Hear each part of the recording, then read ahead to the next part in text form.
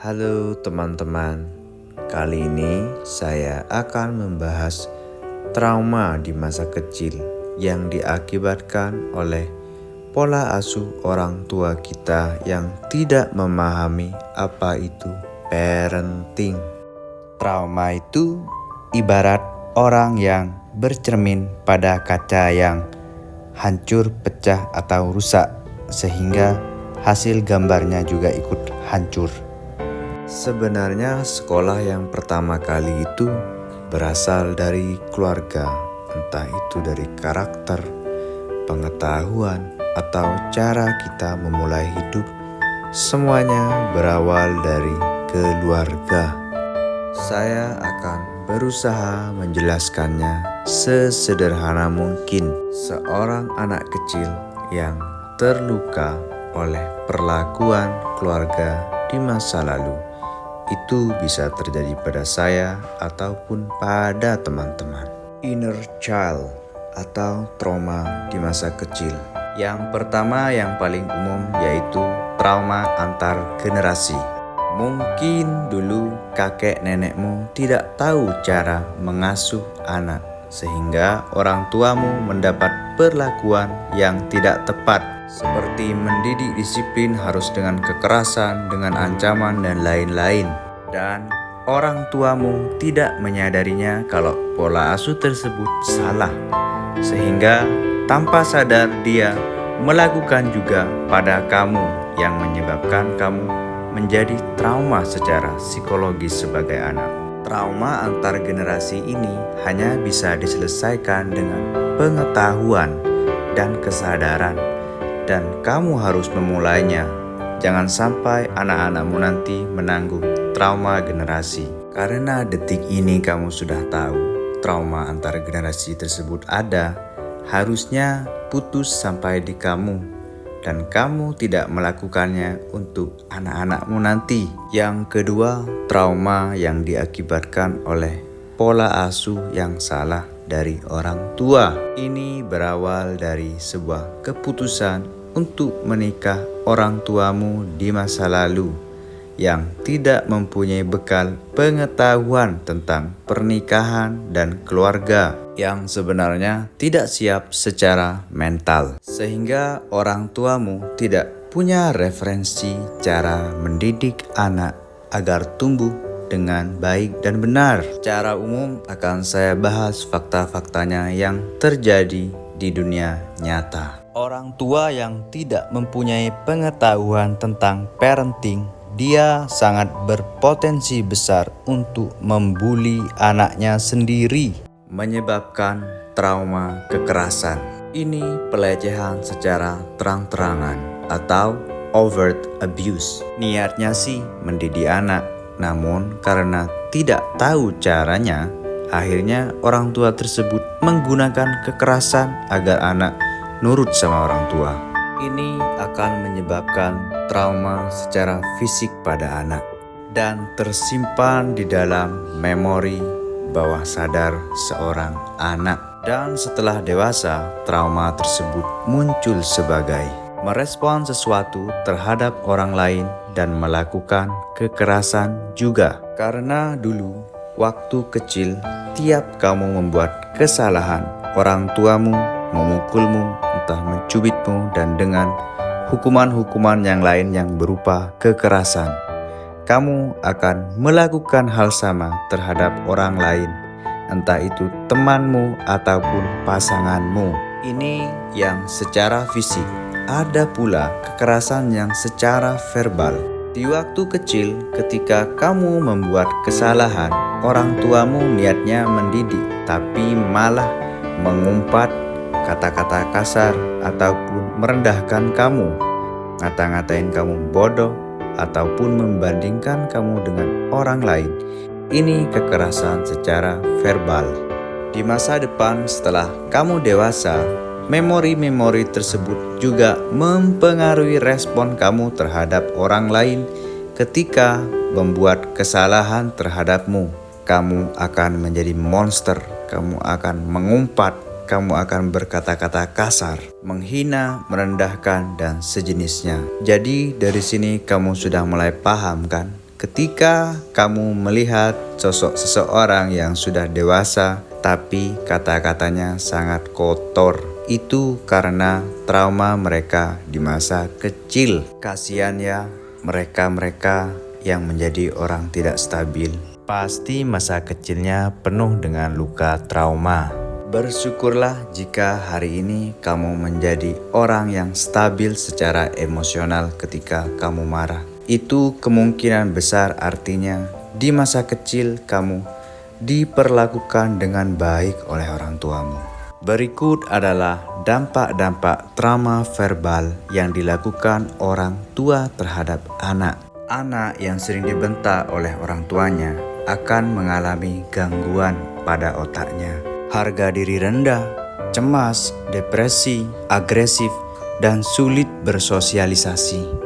Tiap anak melakukan kesalahan dikit langsung diteriakin bodoh ataupun direndahkan mentalnya. Ini di masa depan akan membuat sang anak menjadi kurang rasa percaya dirinya, pesimis dan selalu merasa tidak cukup terhadap ekspektasi orang lain. Atau orang tua sendiri yang sering merendahkan anaknya. Nanti kamu kalau dewasa mau jadi apa kamu? Kalau bukan orang tua, kamu gak kira jadi apa hari ini? Ini yang membuat masa depan si anak takut mengambil keputusan penting dalam hidupnya. Kata-kata tersebut sangat beracun dan orang tualah yang membunuh sendiri mimpi sang anak. Orang tua yang sering membanding-bandingkan anak tersebut dengan anak orang lain yang lebih berprestasi.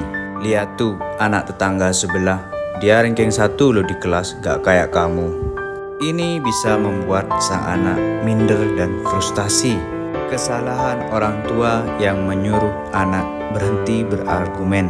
Contoh, diam kamu anak kecil gak ngerti apa.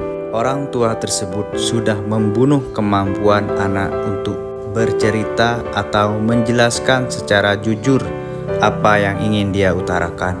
Di masa depan, anak ini berpotensi untuk depresi bahkan stres berat karena dia meyakini semua hal harus dia pendam sendiri dan dia selesaikan sendiri karena ketidakmampuannya untuk curhat terhadap orang lain. Trauma di masa kecilnya sudah menghambat dirinya untuk tumbuh secara emosional di masa dewasa. Anak yang sering diperlakukan kasar akan tidak stabil dan mudah tantrum. Saat tantrum biasanya orang tua memilih memukulinya atau membelikannya sesuatu agar diam. Ini membuat anak tidak bisa menghandle emosinya sendiri di masa depan. Berikutnya, trauma pengabaian orang tua terhadap anak. Pengabaian ini lebih pada sosok orang tua yang tidak hadir di tengah-tengah pertumbuhan sang anak. Ini bisa berupa pengabaian fisik, seperti anak yang ditinggalkan oleh orang tuanya akibat cerai, ataupun karena orang tua yang cuek dan bodoh amat, jadi dia sampai tidak memenuhi sarana kesehatan, pakaian, ataupun pangan. Pengabaian berikutnya berupa pengabaian secara emosional, di mana anak juga memerlukan kasih sayang dan waktu bersama orang tua agar tumbuh secara emosional yang bagus. Anak itu juga perlu validasi dari kedua orang tuanya, menjadi pendengar saat anak mendapatkan masalah atau entah saat dia mendapatkan sesuatu yang berprestasi buat dia, lalu orang tua memujinya atau memberikan kata selamat. Itu support secara emosional. Sedangkan di keadaan yang lain, anak yang trauma yang tidak mendapatkan ini, anak tersebut akan mati-matian mencari validasi dari luar. Biasanya sih cara mencari validasi dari luar, dia mencuri perhatian orang dengan membuat masalah biar orang-orang fokus pada dia. Trauma berikutnya yaitu scapegoating. Jadi orang tua mengkambing hitamkan anaknya sendiri. Kalau enggak gara-gara kamu, mungkin saudara-saudaramu yang lain bisa mendapat pendidikan yang layak. Ini membuat si anak menimbulkan rasa dendam dari kecil, sehingga setelah dewasa dia akan membalasnya kepada kepada orang tua atau orang lain. Trauma karena terlalu dikontrol atau dikekang oleh orang tua. Alhasil sang anak menjadi tidak berkembang, sehingga sang anak tidak mempunyai privasi dan kehilangan identitasnya sendiri. Bukti kalau orang tua juga bisa menjadi toksik atau beracun buat anaknya. Dan perilaku ini membuat anak di masa depan suka mengontrol orang lain juga atau otoriter terhadap orang di luar dirinya. Trauma ambisi orang tua yang mimpinya gak tercapai, lalu memaksakan anaknya buat melakukannya agar tercapai.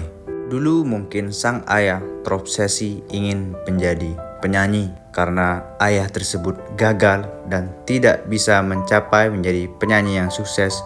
Akhirnya dia memaksa anaknya meskipun tidak berbakat, yaitu dilesin vokal padahal suaranya jelek. Ini membuat sang anak kehilangan jati diri juga. Dan anak bisa depresi karena tidak sesuai yang dia inginkan dalam menjalani hidup. Faktor terbesar anak tidak betah di rumah karena keluarga atau orang tua yang selalu mengkritisi anaknya. Dikit-dikit salah, dikit-dikit harus begini dan harus begitu. Hubungan dan komunikasi yang buruk ini membuat anak mencari kesenangan di luar rumah. Jadi sebenarnya tidak ada anak yang durhaka, melainkan orang tua yang durhaka sangat banyak. Karena sejatinya anak tidak pernah minta dilahirkan, tapi atas dasar kemauan orang tua. Ini bukan saya memprovokasi kamu agar membenci orang tuamu yang tidak memahami parenting dan kamu menjadi korbannya. Dan sampai di penjelasan video ini, jika kamu memikirkan sesuatu, kenapa ini bisa terjadi pada kamu, sudah gak ada gunanya. Ataupun mau menyalahkan orang tua, kita gak bisa milih keluar dari lubang yang mana. Menurut saya solusinya adalah kita hanya bisa mengaudit diri sendiri atau introspeksi diri dan mencatat hal-hal buruk atau perilaku negatif yang konsisten sering kita lakukan. Setelah kita mencatat, kita akan tahu apa perilaku buruk kita. Mungkin itu berasal dari trauma masa kecil kita yang terluka. Seperti rasa cemas, merasa tidak berharga, merasa bingung sendiri, ataupun merasa tidak percaya diri atau tidak layak. Setelah kita mengidentifikasi dan menyadari kalau itu trauma masa kecil kita, langkah berikutnya akan lebih mudah untuk diselesaikan, yaitu dengan melatih diri untuk mengalihkan fokus. Setiap kali kita merasakan emosional negatif, oh ini hanya trauma masa kecil saya, ini bukan saya.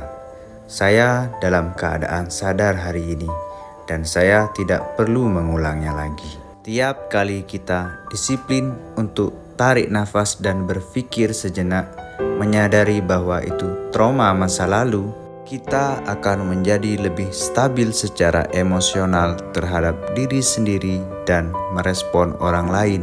Trauma ini bentuknya memori di dalam otak kita. Jadi, secara logika ini tidak bisa dihapus, tapi bisa dialihkan fokusnya ketika kita sadar kalau itu hanya trauma masa lalu. Inilah pentingnya parenting terhadap anak. Jika seseorang mau menuju pernikahan, tapi mereka tidak belajar tentang parenting, kasihan nanti anaknya yang akan menjadi korban karena ketidaktahuan orang tua mendidik anak, sehingga anak tersebut mengalami banyak kesulitan dalam hidup. Mempunyai keluarga yang utuh, bahagia, dan harmonis adalah impian semua orang. Akan tetapi, semua hal tersebut perlu dipersiapkan dari sekarang. Namun buat kalian yang sudah menikah, perlu evaluasi, saling keterbukaan agar semakin kompak satu sama lain. Kita tidak luput dari trauma-trauma tersebut karena kita semua berasal dari manusia yang tidak sempurna. Termasuk saya dan kamu juga pasti punya traumanya masing-masing. Jika kamu punya sesuatu yang ingin kamu bicarakan, boleh tulis di komentar ataupun kita bisa saling sharing satu sama lain. Semoga dari video ini kamu mendapatkan pengetahuan dan wawasan yang baru agar kamu semakin mengenal dirimu sendiri, semakin sayang sama dirimu sendiri. Karena aku percaya kalau kamu sudah mencintai dirimu sendiri, kamu juga pasti bisa memberikan cinta untuk orang lain. Terima kasih sudah menonton. Jangan lupa untuk mensubscribe. Dan sampai jumpa di video berikutnya.